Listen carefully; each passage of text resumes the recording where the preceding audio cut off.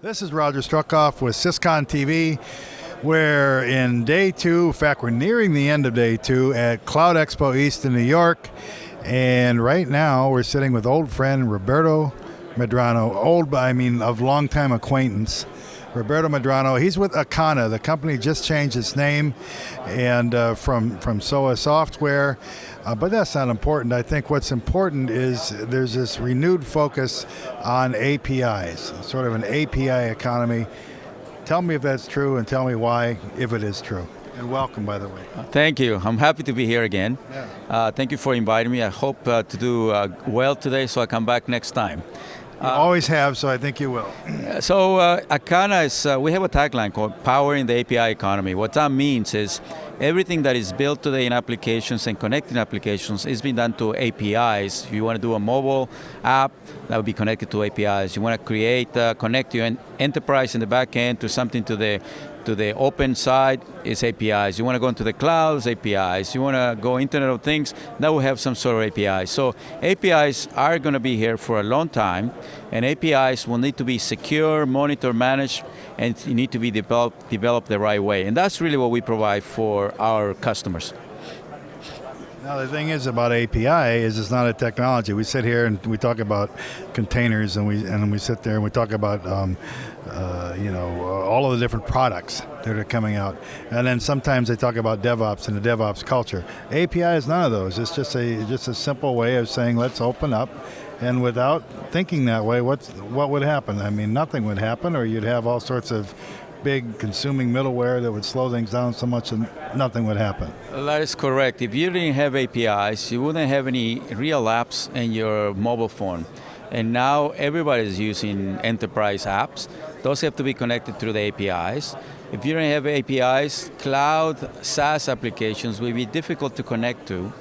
If you don't have APIs, perhaps payment could not be done the easy way, the way we do it today with the APIs, payment APIs. So everything is shifting. Is the magic behind an app, the magic behind a cloud application, is the magic behind many things that we use today. Now we talk about DevOps. DevOps, in this conference, you talk about clouds, talk about DevOps, you talk about big data, all the essential parts of a new infrastructure. DevOps is important in the API world because you need to develop the APIs in the right way.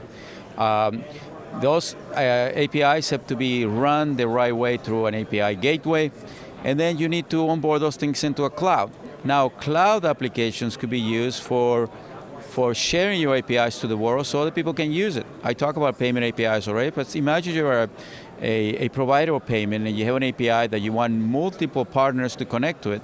You're going to provide that in a portal someplace, API portal, to promote it, to share it, and to ask other people to develop other apps and connect to that API. That's your business model. What is Akana specifically bringing to the table here? What role are you playing? Oh, we sell some products on all these things. So we help large enterprises with an API portal to promote the APIs. If you go to the beginning of the DevOps, we have a lifecycle management product that allows our clients to develop APIs, web services, and microservices in the right way, and also allows people to connect to that lifecycle management product to the new DevOps programs, Jenkins, TeamCity, Chef, Puppet, all these new names that are cloud-based, and that you need to develop your APIs and microservices in a faster way, easy way, agile way. So that's lifecycle management. Once you have your APIs and microservices, then you have to run them someplace, and the API gateway allows you to onboard that into a cloud base. And then finally you have analytics. How do I look at all the things that my APIs do for technology's sake or for business sake? Who's ordering what, who's using my APIs, and I meter and send it to some sort of analytics engine. Yeah, so because you have the philosophy down great, and I thought it's probably helpful if you also have the products that go along with that. But who are your customers? What sort of, how large do you have to be? Is this, or what's sort of the sweet spot, or is there such a thing? Well, APIs are used by all kinds of people. You don't have to be large, and you don't have to be small. We just happen to be very well positioned to actually have very nice customers. For example, we have 4 of the top 5 large banks in the United States, our clients. that use all the products, a combination of the products. We have 2 of the top 3 airlines in the States. We have the large pharma equipment people, that the manufacturers that exist.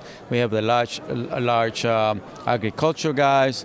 So you go all over, and some of the telecommunications also large in the United States, large in Canada, etc.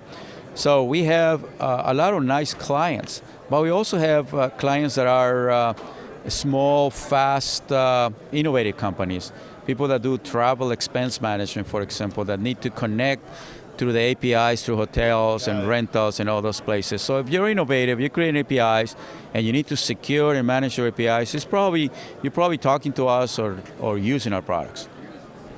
The idea of you look at like travel expense reports. I mean, again, so they're saving a lot of time. It seems as if what you're doing is saving people a lot of time. Is that allowing them to also think of new ideas along the way? Well, we are actually allowing them to manage their infrastructure better, to develop APIs better, to run their APIs better, and to promote their APIs. However, the innovation is what the APIs and the code actually does. And people are always coming up with new way to automate tasks. The travel example is an automation task now, that they can send the bills from a hotel to a central repository, and you can do an easy way to do your expense reports. That's one automation side. There's other automation sides about collecting data from different devices and bringing them to a central point. That's another automation point. Instead of recording, that's automating the way to collect data. What about DevOps? Are you involved? Did I hear you say DevOps? Okay. Yes. So are you talking to developers? You talking to ops? How much do you have to help them with the cultural change and all that? Yeah, we help in the sense that everybody wants to be faster, agile, a better way to develop their applications or their APIs. So we have a nice product for them that manages and governs the design cycle for API services or microservices. And this is a fantastic product that many large corporations and small corporations use to govern how they develop microservices, to govern how they develop services, and how they plan for the future generations of their products or services. Okay, we've been sitting here for a few minutes with Roberto Medrano, Akana, Akana.com? .com. Okay, I got it. Akana.com. What color is that? It's like bright red or bright orange? I don't see colors too well. It's bright red. It's bright red. Akana.com. Roberto, thank you, as always, for joining us. Thank you for watching. For Syscon TV, this is Roger Struckoff.